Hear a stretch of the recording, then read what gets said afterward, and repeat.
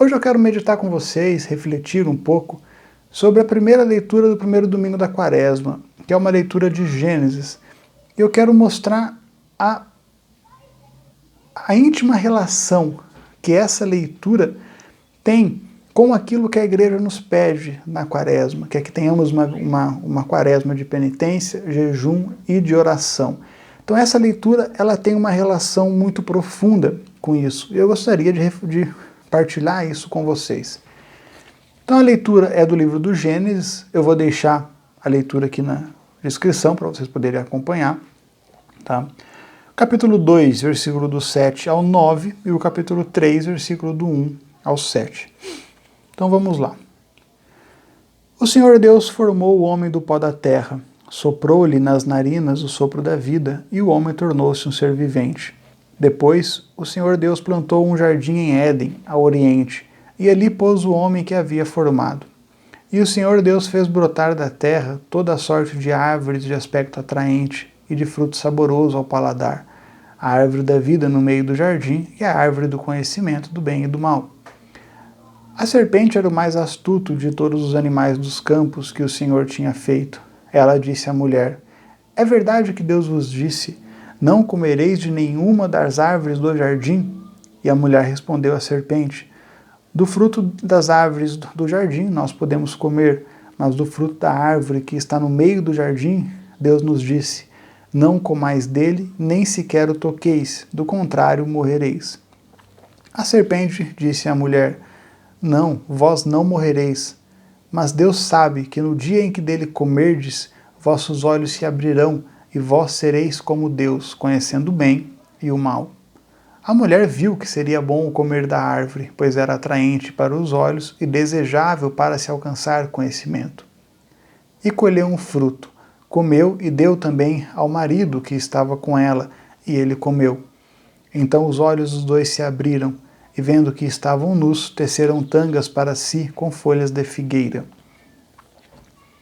Então, para entendermos, o que essa leitura tem a ver com a Quaresma, porque nós já ouvimos isso milhares de vezes, com certeza já lemos o Gênesis, já ouvimos essa leitura na missa milhares e milhares de vezes, mas nunca paramos para analisar realmente qual é a importância dela, o que ela tem a dizer, o que ela tem a ensinar.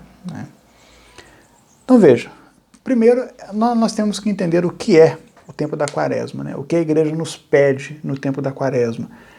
O tempo da Quaresma é um tempo de conversão, e isso nós ouvimos o ano inteiro, ou a Quaresma inteira, todo o tempo, precisamos nos converter, é tempo de conversão, vamos rezar para a conversão, conversão dos pecadores, conversão do mundo, conversão, enfim, nós usamos essa palavra diariamente, mas não paramos para pensar no que ela realmente significa.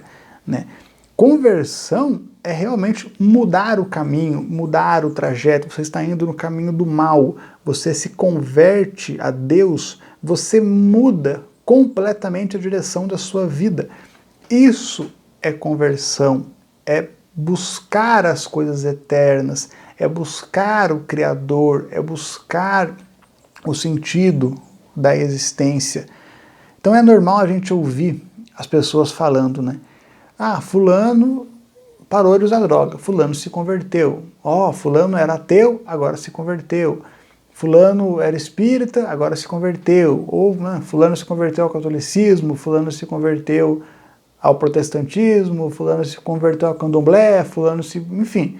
Então a palavra conversão está muito associada à escolha de alguma religião ou de alguma denominação religiosa, seja ela cristã ou não. Então a palavra conversão resumiu muito a isso, perdeu o sentido, ficou algo muito vazio e superficial. E não é isso que é a conversão. Para vocês terem uma ideia, quem de fato é convertido, quem de fato se converteu, em um exemplo prático que nós podemos ter, são os santos. Os santos, durante toda a vida deles, os santos realmente se converteram a Deus, se converteram e alcançaram a santidade. A consequência de uma conversão real é a santidade. Eu não digo santidade que é reconhecida pela igreja publicamente, mas a santidade diante de Deus. Uma pessoa pode morrer santa e nunca ser reconhecida formalmente pela igreja, mas diante de Deus ela teve uma conversão verdadeira e alcançou a santidade. É disso que eu estou falando. É esse tipo de santidade que eu digo, tá? Se for reconhecido pela igreja ou não, aí é outra coisa, mas o importante é você com o Deus, beleza? Então veja, os santos se converteram, os santos durante toda a passagem da vida deles aqui na Terra, eles se converteram realmente e alcançaram a santidade. Essa é a conversão verdadeira, e não a conversão que nós ficamos falando diariamente, tá? E esse é o propósito da quaresma. Porém, tem um problema. Não basta querer se converter. Tá? Nós podemos, em algum momento da nossa vida, falar, não, agora eu quero me converter, eu tenho um firme propósito, o meu querer é um querer que pede a conversão. Maravilha, começa por aí, mas não é uma intenção da vontade só do querer, é algo que necessita de um esforço físico. Por quê? Converter-se, a conversão, ela é um caminho, digamos que incômodo, ela é um caminho que exige que o homem saia da zona de conforto dele, exige que o homem realmente faça aquilo que Cristo disse, né? Pegar a cruz. E pegar a cruz é renunciar a muita coisa que dá prazer ao corpo, que traz um certo conforto ao corpo. Então a conversão exige isso. E para nos convertermos realmente, nós precisamos sair dessa zona de conforto, dessa busca pelo prazer através do instinto. E a isso a igreja dá o nome de mortificação. É para isso que serve o jejum, a penitência, com a graça de Deus que vem através da oração. Então não é simplesmente para você ficar sofrendo.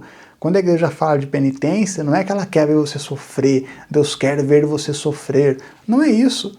Ela quer que você adestre o seu corpo para que o seu querer, a sua vontade de ser convertido, de se converter, né, seja acompanhada do seu corpo, tá? Então a sua vontade quer se converter, mas se o seu corpo não participar, você não consegue fazer isso, certo? Então a ideia da penitência e o jejum é tirar você dessa zona de conforto. Então é normal, e isso até uma criança já nasce com isso, né? Nós sempre queremos aquilo que é mais fácil, aquilo que é mais prazeroso, aquilo que dá mais conforto, aquilo que dá mais prazer. Isso é algo natural, isso é algo que está com o ser humano.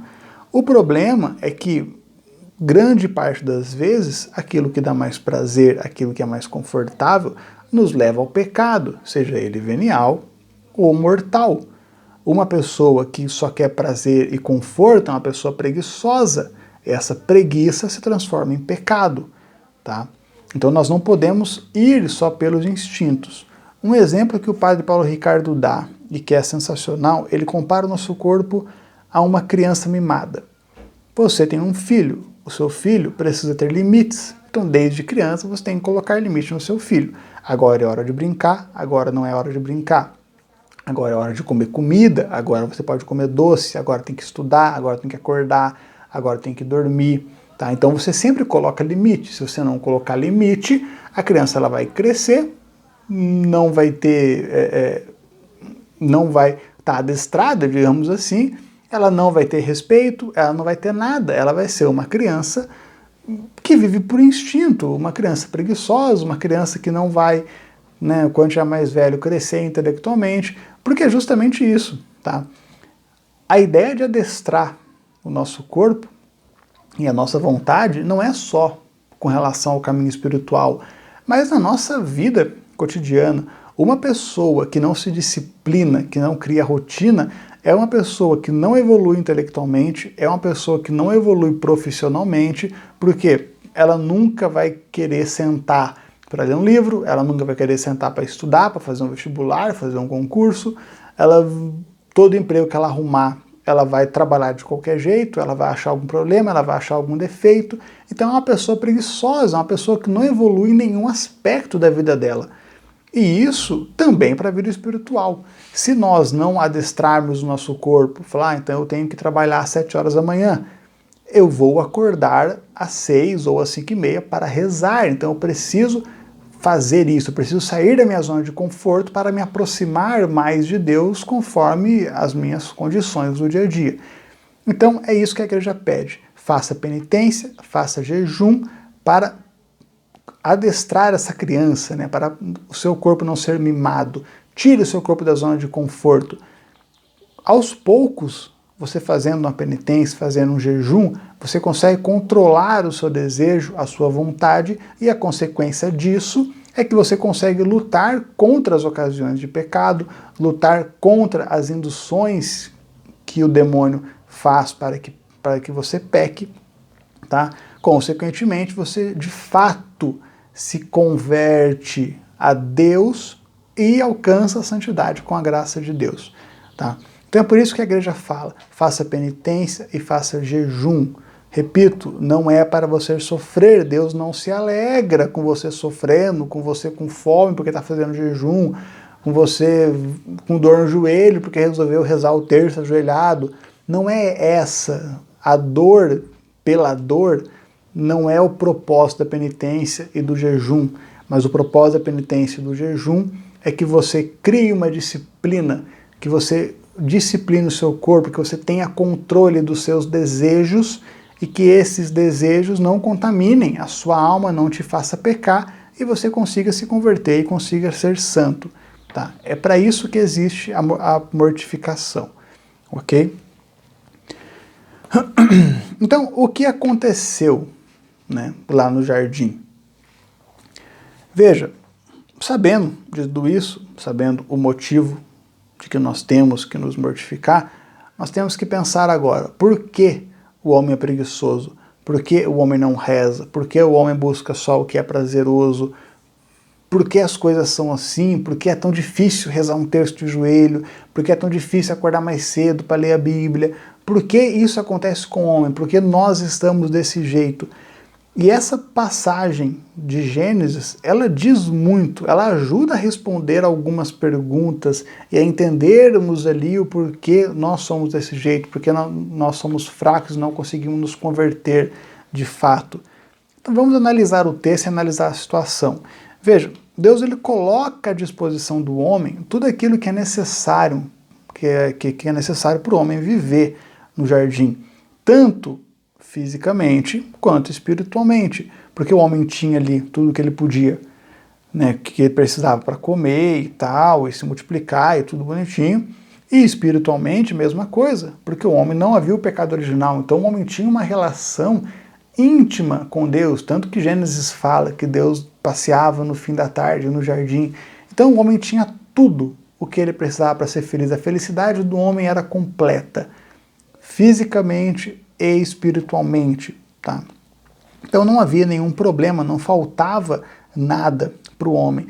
Porém, havia uma única regra, não comais dele, ou seja, da árvore do bem e do mal, nem sequer o toqueis, do contrário, morrereis.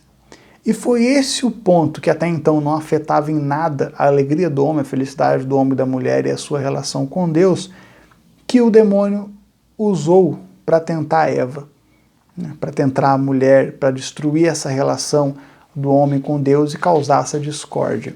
Né? Então veja, que Satanás ele se aproxima da mulher e ele começa a mentir. Porque é isso que o demônio faz. O demônio ele mente para distorcer na nossa mente, foi isso que ele fez com Eva, para distorcer uma ordem simples de Deus. Não comais nem toqueis naquela árvore, senão vocês vão morrer. É algo simples, é algo objetivo, é algo que não tem mistério. Mas o demônio, sabendo disso, ele tem que mentir, ele tem que distorcer na nossa mente a ordem de Deus. Então o que o demônio fala para Eva? É verdade que Deus vos disse, não comereis de nenhuma das árvores do jardim? Então veja, a proibição de Deus sempre foi clara na cabeça de Adão e Eva. Você pode comer tudo isso daqui tá para vocês sobreviverem. Adão tem a sua mulher, Eva tem o seu marido, multiplique, viva, cuide da terra, né, me obedeça, e é isso, era simples. Né? Mas o que a serpente faz? Vocês não podem comer de nenhuma, então já começa a criar uma distorção da ordem de Deus na cabeça de Eva. E o que o demônio faz hoje na cabeça das pessoas. Veja, a igreja, Deus tem os mandamentos, Deus deu os mandamentos para Moisés, e isso foi passando, e hoje nós temos ali os 10 mandamentos, que a igreja nos convida, né, nos pede que nós vivamos aquilo se quisermos um dia estar com Deus. Então, algumas coisas nós não podemos fazer porque temos a consciência. Isso fere o coração de Deus, isso afasta, isso rompe a relação nossa com Deus, ou seja, isso é pecado, pecado mortal, pecado venial. Mas nós temos ali limitações, temos coisas que não podemos fazer porque é pecado. O que o maligno coloca na mente de muita gente, e infelizmente isso é endossado até por alguns padres e bispos, mas o que ele coloca na nossa mente? A igreja é opressora, né? A igreja não deixa você fazer nada. Por que você é católico se você não pode fazer nada? Por que ela proíbe você de fazer tudo o que é bom, o que dá prazer, o que é confortável? Por que você segue isso? Muitas vezes as pessoas são confundidas pelo demônio com esse tipo de questionamento e fala, é verdade, a igreja proíbe eu de fazer um monte de coisa. Então, Deus é ruim, ou a igreja está querendo interpretar de uma maneira diferente a ordem de Deus e a igreja é opressora. Então não, eu vou sair da igreja, eu vou viver na minha casa, rezar para o meu Deus, que eu vou criar na minha cabeça e vou ser feliz, porque a igreja me proíbe de fazer tudo. Então começa por aí a confusão que o demônio coloca na nossa cabeça, e foi o que ele fez com Eva, né? O problema foi que Eva, ela no primeiro momento ali, ela conseguiu responder ao que ele estava falando, então ela vai dizer que não é que ele proibiu de fazer tudo, ele proibiu de comer daquela árvore, especificamente, comer e de tocar aquela árvore especificamente, né? Então não foi tudo. Então Eva ainda conseguiu se sair daquela situação no primeiro momento. O problema, e é o que acontece com nós hoje, Eva continuou dialogando com o mal, ela continuou dando oportunidade para que o mal falasse, ela não soube ver ali o risco que ela estava correndo. Ela, num primeiro momento, esquiva da situação de pecado, mas ela continua no mesmo ambiente. E o que isso parece para nós hoje?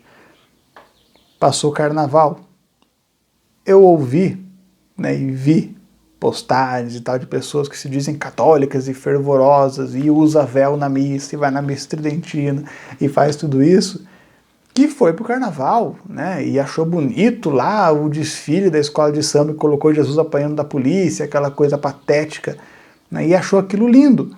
E a pessoa vai pro carnaval e quando questionado, fala, mas você é católico e você vai no carnaval? Qual que eram os argumentos? Não, mas eu tô ali só para me divertir. Eu não vou pecar.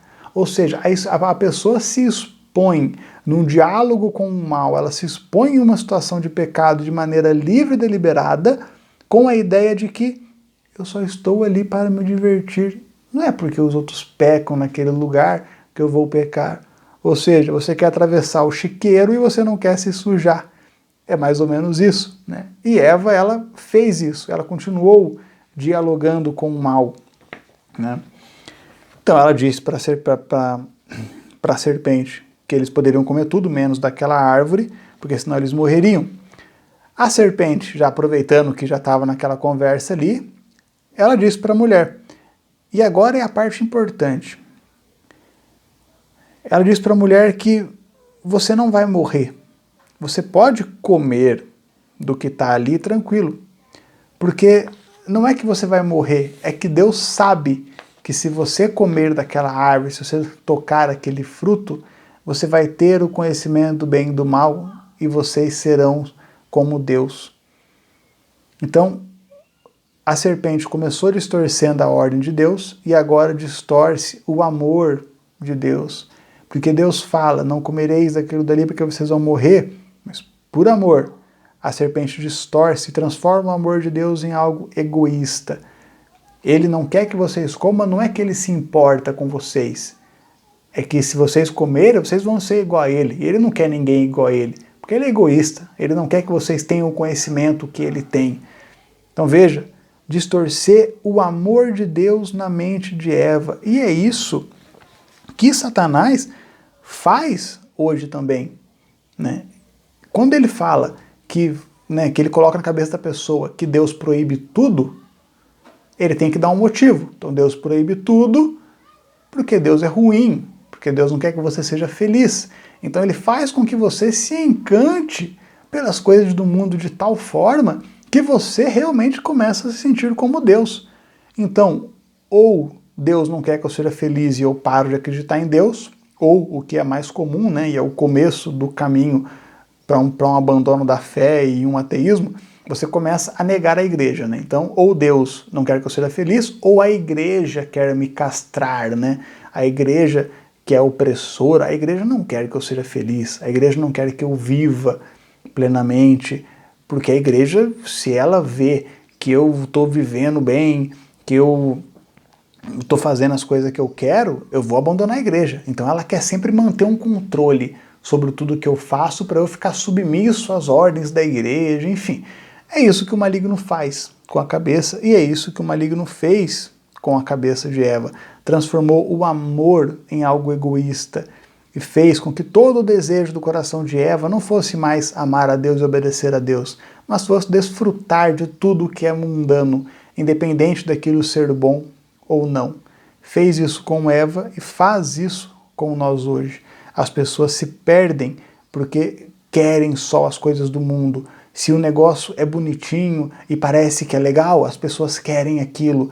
Então, se o cara tem uma vida cheia de dinheiro, com 15 mulheres dentro de casa pelada, o cara olha aquilo, e mesmo que aquilo seja ruim, eu quero aquilo porque aquilo é prazeroso, aquilo é bonito. E é por isso, inclusive, que Eva comeu a fruta. Então vai dizer, a mulher viu que seria bom comer da árvore, pois era atraente para os olhos e desejável para se alcançar o conhecimento. E desde então o homem deixa-se convencer pelo maligno de tudo aquilo que Deus faz, que Deus ensina, que está no mandamento de Deus de que não é bom. O maligno convence o homem de que aquilo é bom. Entende? Então é uma inversão completa. Então Deus proíbe porque Deus é mau, ou então a igreja, você não pode fazer isso, você é proibido porque a igreja é má. Então o maligno fez isso na cabeça de Eva e faz isso ainda hoje na nossa mente. As pessoas esquecem o que é eterno, perdem de vista a recompensa eterna, um prazer eterno por algo mundano.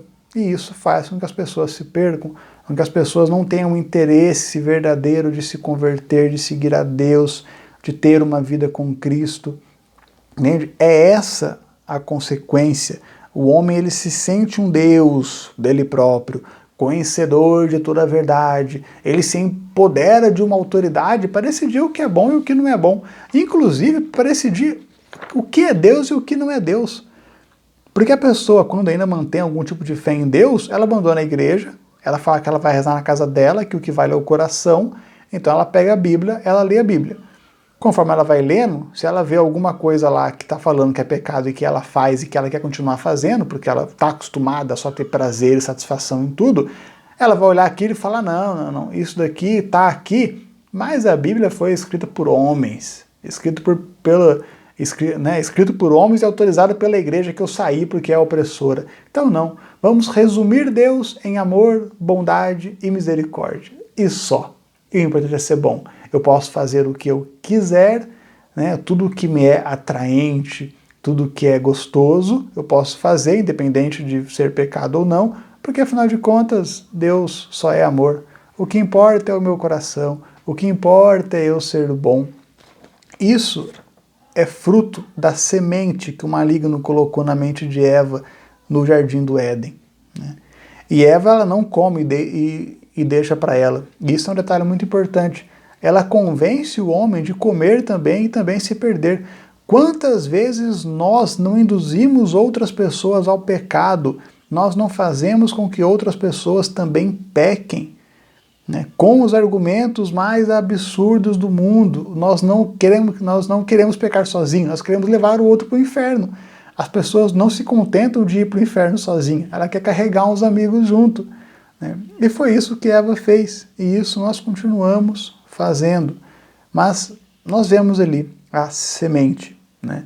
Então, o resumo de tudo, o caminho para se distanciar de Deus é dar abertura ao diálogo com o mal e se colocar em situações de pecado de forma deliberada e livre, tá? Preferir seguir os seus mandamentos e justificar os próprios pecados, querendo acreditar num Deus que você inventou na sua cabeça, ignorar os bens eternos e preferir os bens passageiros. Esse é o caminho do afastamento de Deus e a condenação no inferno, tá? Então grave bem isso. Não dialogue com o mal, não se coloque de maneira deliberada em situação de pecado. Para de querer criar os seus mandamentos, interpretar a Deus do jeito que você quer. Siga o Cristo da Bíblia, siga a igreja da tradição, siga isso. Você não vai estar andando no caminho errado, você vai estar andando no caminho correto, você vai ter ali todo o necessário para se converter e realmente começar a trilhar o caminho rumo ao céu, tá? E tudo isso acontece quando o homem se torna preguiçoso. Aí nós voltamos na importância que esse texto tem para a quaresma, porque a consequência do homem hoje, a consequência do que o homem é hoje, é porque o homem se tornou um ser preguiçoso, que não tem disciplina, um ser puramente, um ser racional, que fica tão fascinado com as coisas do mundo e a sedução do maligno, como Eva ficou pela fruta, né? Então o homem fica tão fascinado pelas coisas do mundo que ele acaba se tornando um ser completamente irracional, que só vive pelo instinto, igual os bichos, tá? Então é nesse ponto que entra a importância da quaresma na vida do cristão.